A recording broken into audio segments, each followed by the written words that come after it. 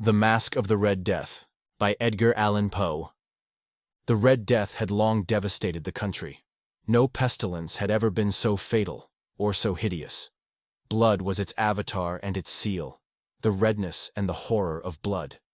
There were sharp pains and sudden dizziness, and then profuse bleeding at the pores, with dissolution. The scarlet stains upon the body, and especially upon the face of the victim, were the pest ban which shut him out from the aid and from the sympathy of his fellow men. And the whole seizure, progress, and termination of the disease were the incidents of half an hour. But the Prince Prospero was happy and dauntless and sagacious. When his dominions were half depopulated, he summoned to his presence 1,000 hale and light-hearted friends from among the knights and dames of his court, and with these retired to the deep seclusion of one of his castellated abbeys. This was an extensive and magnificent structure, the creation of the prince's own eccentric yet august taste. A strong and lofty wall girdled it in. This wall had gates of iron. The courtiers, having entered, brought furnaces and massy hammers and welded the bolts. They resolved to leave means neither of ingress nor egress to the sudden impulses of despair or of frenzy from within. The abbey was amply provisioned. With such precautions, the courtiers might bid defiance to contagion. The external world could take care of itself. In the meantime, it was folly to grieve, or to think. The prince had provided all the appliances of pleasure. There were buffoons, there were improvisatori, there were ballet dancers, there were musicians, there was beauty, there was wine. All these and security were within. Without was the Red Death.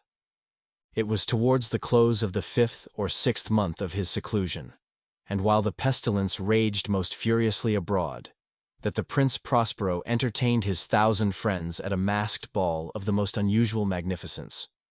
It was a voluptuous scene, that masquerade. But first let me tell of the rooms in which it was held. These were 7, an imperial suite. In many palaces, however, such suites form a long and straight vista, while the folding doors slide back nearly to the walls on either hand, so that the view of the whole extent is scarcely impeded. Here the case was very different, as might have been expected from the Duke's love of the bizarre. The apartments were so irregularly disposed that the vision embraced but little more than one at a time. There was a sharp turn at every 20 or 30 yards, and at each turn a novel effect. To the right and left, in the middle of each wall, a tall and narrow Gothic window looked out upon a closed corridor which pursued the windings of the suite. These windows were of stained glass, whose color varied in accordance with the prevailing hue of the decorations of the chamber into which it opened. That at the eastern extremity was hung, for example, in blue, and vividly blue were its windows. The second chamber was purple in its ornaments and tapestries, and here the panes were purple. The third was green throughout, and so were the casements. The fourth was furnished and lighted with orange, the fifth with white, the sixth with violet. The 7th apartment was closely shrouded in black velvet tapestries that hung all over the ceiling and down the walls, falling in heavy folds upon a carpet of the same material and hue. But in this chamber only, the color of the windows failed to correspond with the decorations. The panes here were scarlet, a deep blood color. Now in no one of the 7 apartments was there any lamp or candelabrum, amid the profusion of golden ornaments that lay scattered to and fro or depended from the roof. There was no light of any kind emanating from lamp or candle within the suite of chambers, but in the corridors that followed the suite, there stood, opposite to each window, a heavy tripod, bearing a brazier of fire, that projected its rays through the tinted glass, and so glaringly illumined the room.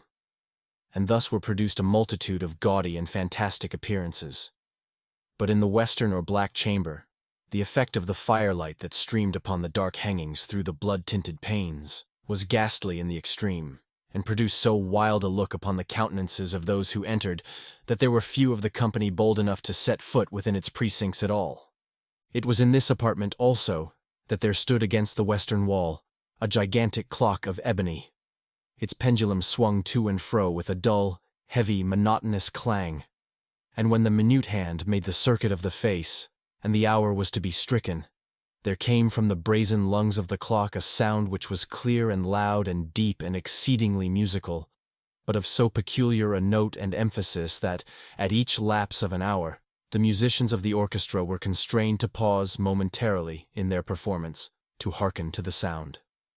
And thus the waltzers perforce ceased their evolutions. And there was a brief disconcert of the whole gay company.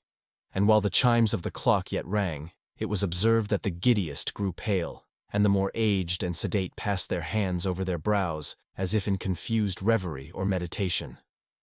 But when the echoes had fully ceased, a light laughter at once pervaded the assembly.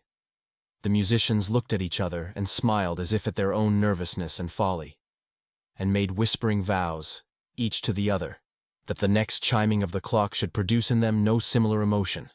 And then, after the lapse of 60 minutes, which embrace 3,600 seconds of the time that flies, there came yet another chiming of the clock, and then were the same disconcert and tremulousness and meditation as before. But, in spite of these things, it was a gay and magnificent revel. The tastes of the Duke were peculiar. He had a fine eye for colors and effects. He disregarded the decora of mere fashion. His plans were bold and fiery, and his conceptions glowed with barbaric luster. There are some who would have thought him mad. His followers felt that he was not. It was necessary to hear and see and touch him to be sure that he was not. He had directed, in great part, the movable embellishments of the 7 chambers, upon occasion of this great fete, and it was his own guiding taste which had given character to the masqueraders. Be sure they were grotesque. There were much glare and glitter and piquancy and phantasm, much of what has been since seen in Hernani. There were arabesque figures with unsuited limbs and appointments. There were delirious fancies such as the madman fashions. There were much of the beautiful, much of the wanton, much of the bizarre, something of the terrible, and not a little of that which might have excited disgust. To and fro in the 7 chambers there stalked, in fact, a multitude of dreams, and these, the dreams, writhed in and about, taking hue from the rooms, and causing the wild music of the orchestra to seem as the echo of their steps. And anon, there strikes the ebony clock which stands in the hall of the velvet.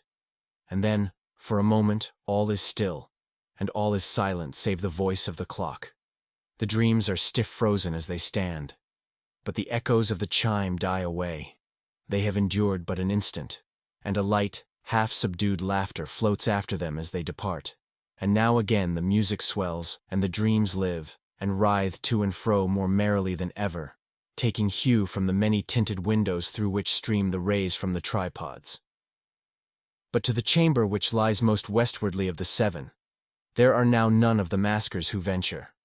For the night is waning away, and there flows a ruddier light through the blood-colored panes, and the blackness of the sable drapery appalls.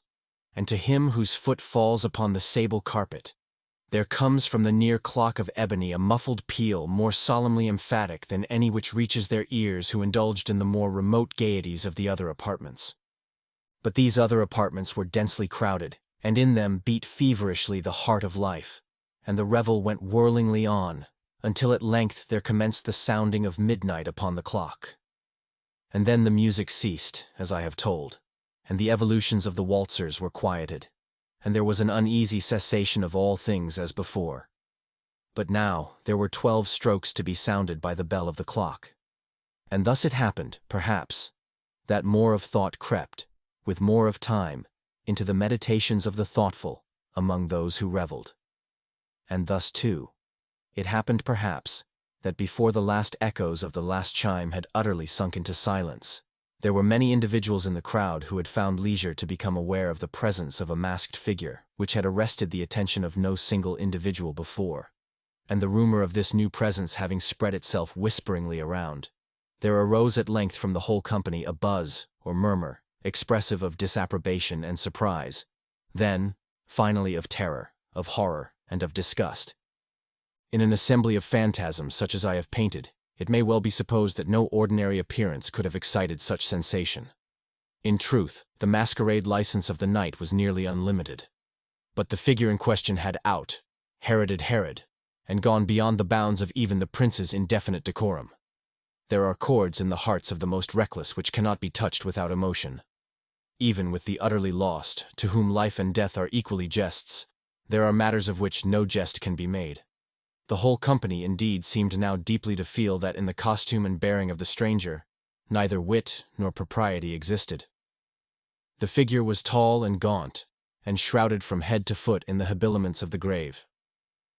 The mask which concealed the visage was made so nearly to resemble the countenance of a stiffened corpse that the closest scrutiny must have had difficulty in detecting the cheat. And yet all this might have been endured, if not approved, by the mad revelers around. But the mummer had gone so far as to assume the type of the Red Death. His vesture was dabbled in blood, and his broad brow, with all the features of the face, was besprinkled with the scarlet horror. When the eyes of the Prince Prospero fell upon this spectral image, which, with a slow and solemn movement, as if more fully to sustain its role, stalked to and fro among the waltzers, he was seen to be convulsed in the first moment with a strong shudder either of terror or distaste, but in the next, his brow reddened with rage. "Who dares?" he demanded hoarsely of the courtiers who stood near him. "Who dares insult us with this blasphemous mockery? Seize him and unmask him, that we may know whom we have to hang at sunrise from the battlements." It was in the eastern or blue chamber in which stood the Prince Prospero as he uttered these words. They rang throughout the 7 rooms loudly and clearly, for the prince was a bold and robust man, and the music had become hushed at the waving of his hand. It was in the blue room where stood the prince, with a group of pale courtiers by his side.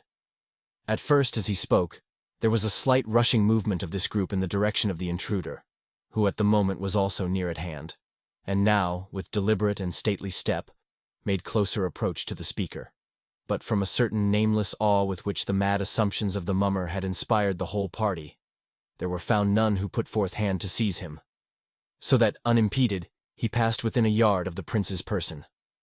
And, while the vast assembly, as if with one impulse, shrank from the centers of the rooms to the walls, he made his way uninterruptedly, but with the same solemn and measured step which had distinguished him from the first, through the blue chamber to the purple, through the purple to the green, through the green to the orange, through this again to the white, and even thence to the violet, ere a decided movement had been made to arrest him. It was then, however, that the Prince Prospero, maddening with rage and the shame of his own momentary cowardice, rushed hurriedly through the 6 chambers, while none followed him on account of a deadly terror that had seized upon all. He bore aloft a drawn dagger, and had approached, in rapid impetuosity, to within 3 or 4 feet of the retreating figure, when the latter, having attained the extremity of the velvet apartment, turned suddenly and confronted his pursuer. There was a sharp cry, and the dagger dropped gleaming upon the sable carpet, upon which, instantly afterwards, fell prostrate in death the Prince Prospero. Then, summoning the wild courage of despair, a throng of the revelers at once threw themselves into the black apartment, and seizing the mummer, whose tall figure stood erect and motionless within the shadow of the ebony clock, gasped in unutterable horror at finding the grave cerements and corpse-like mask, which they handled with so violent a rudeness, untenanted by any tangible form. And now was acknowledged the presence of the Red Death. He had come like a thief in the night, and one by one dropped the revelers in the blood-bedewed halls of their revel, and died each in the despairing posture of his fall. And the life of the ebony clock went out with that of the last of the gay, and the flames of the tripods expired, and darkness and decay and the Red Death held illimitable dominion over all. The end. Best Audiobooks for Free hopes that you have enjoyed this production of The Masque of the Red Death by Edgar Allan Poe.